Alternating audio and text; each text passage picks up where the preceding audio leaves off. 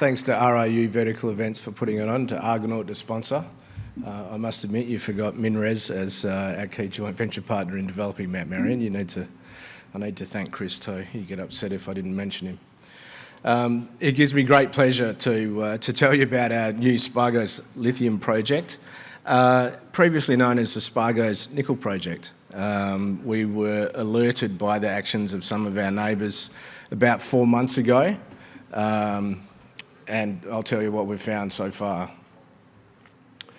But just to tell you, who Neometals is, we obviously believed in lithium early, got into Mount Marion, developed that. It took us 6 years and through a couple of pricing cycles to develop that, with MinRes as the operator and Ganfeng as the off-taker. We then moved, once we were in construction there, to move into battery recycling. We wanted more exposure to all the battery materials. The best way to do that was to recycle the batteries at the end. There was no one there in 2017. So we developed a process over a number of years. We have an operation at the moment in Hilkenbach, Germany, and we're currently building a plant for Mercedes-Benz in Kuppenheim. That will finish, it'll start commissioning sort of mid-next year and be completed by the end of next year. So, all of our technologies, and that's, in terms of processing, that's where a lot of our skills lied. What we've been doing over the last sort of 2 years is demonstrating first quartile operating costs and low carbon footprint. They're important, obviously, when you're selling plants and licensing technologies. We've got fantastic industry partners, both in the battery recycling business as customers with Mercedes-Benz, Steel Company of Canada. And ultimately what we want to deliver to our shareholders is really the Franco-Nevada of battery materials royalties, right? So instead of leveraging cash, we're leveraging our technologies. The battery recycling, every battery recycling plant will generate 8 different products, which I'll go into next. So from battery recycling, you get graphite, lithium, cobalt, nickel, you get copper, aluminium, manganese, and ammonium sulfate, which is our tailings product, which is a fertiliser. So recycling for us was the logical step. So we went from upstream mining to end of the cycle recycling. We have some interests in between.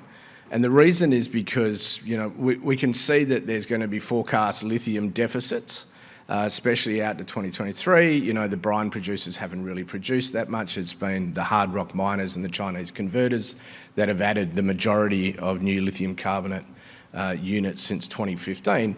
But recycling will take over from mine production somewhere between 2038 and 2040.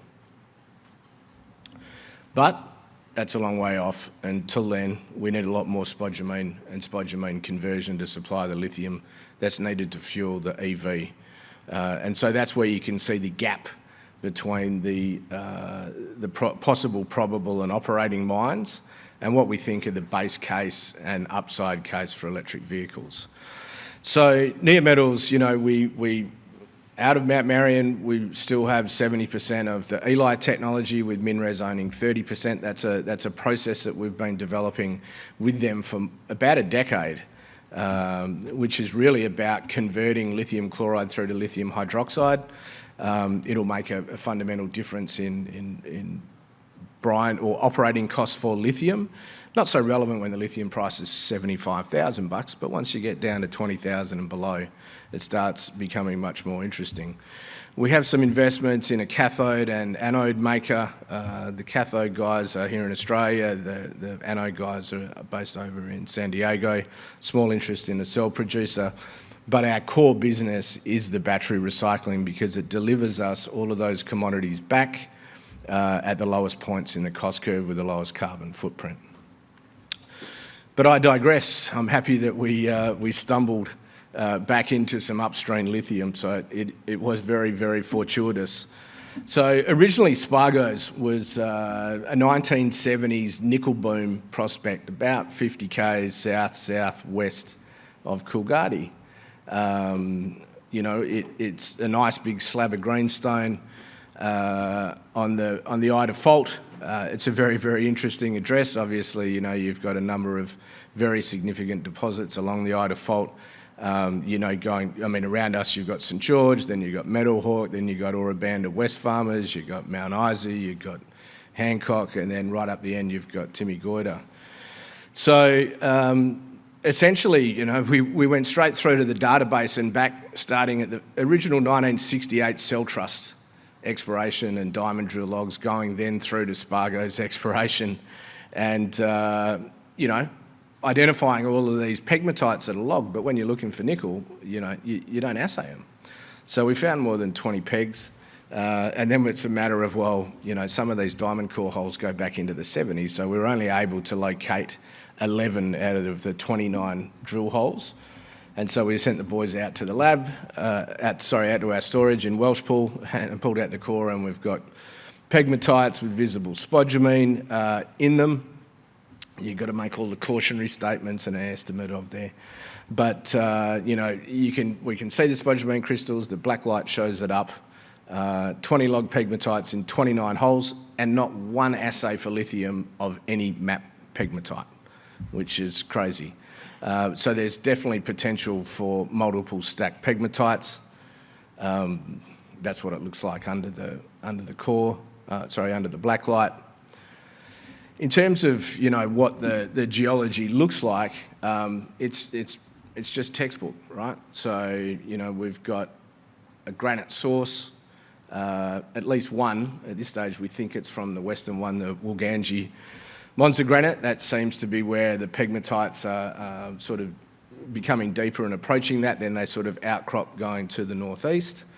So north of this pegmatite dike, so essentially what you want is you want a source, you have the prote dikes open up, and then you've got some pegmatites on the contacts between the ultramafics and the basalts, some the ultramafics and the felsics.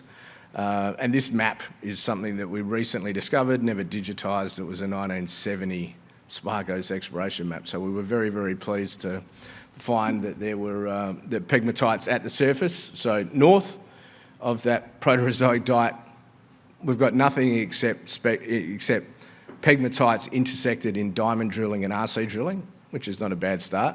South of there, we've got absolutely no drilling and outcropping pegmatites, and I've got a little bit in the bag there if anyone wants to come up and have a look after this. So, you know, we've got 13 interpreted units there, and feel like a kid in a candy shop, right? What a beautiful place to start. And analogous settings to make it major local deposits. It really reminds me of Mount Marion, where we had the depot granite, we had a prote dike to the north, and then you've got the intrusions, and so the pegmatites were coming up between the softer ultramafics and the basalts. Fortunately, it didn't stick out of the ground like Mount Marion did, right? Because otherwise someone else would have found it. So there is a little bit of cover on some of them. So, you know, we are very, very keen to get stuck into this. In terms of strike length, we've got 8 strike kilometres. And strike length of pegmatites, we've got them identified over about 2 kilometres, and there's multiple parallel outcropping pegmatites, so watch this space.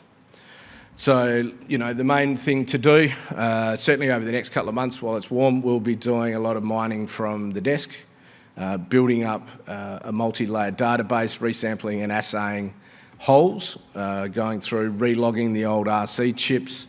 We'll be giving an update, I'd say early December, around, you know, what we've found in the intervening period, and some assays and you know, more visual intercepts once we bring them back. And yeah, plan, you know, we've signed a heritage agreement. We'll have to do a survey before we can get in and execute the drill programs, but you know, in terms, we've got 55 square kilometres over 8 strike kilometres with all of the pegmatites, and you've got historic pegmatites in diamond drilling. So, you know, what a fantastic place to start. So thank you very much, ladies and gentlemen. I told you to be short and sharp. You can come and get us at the coffee break. Thank you.